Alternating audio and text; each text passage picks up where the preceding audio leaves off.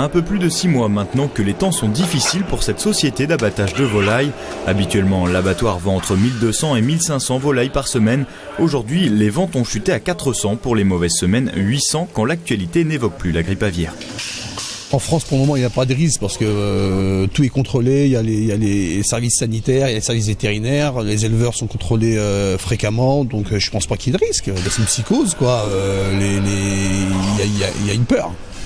C'est clair, il y a une peur. Donc ça joue dessus, ça joue sur le moral. Les consommateurs, depuis quelques mois, deviennent plus prudents. Des affichettes ont été posées à côté de la caisse afin de les rassurer. Mais beaucoup tout de même préfèrent directement interpeller les employés.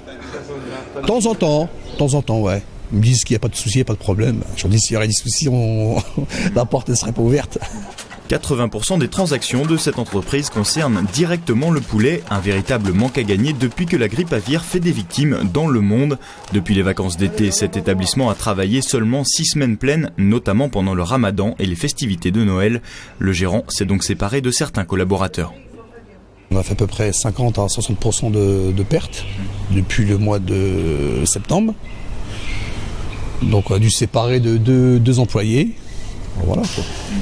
Et ce ne sont pas que les sociétés d'abattage qui souffrent. Déjà, certains des négociants avec lesquels il avait l'habitude de travailler ont mis la clé sous la porte.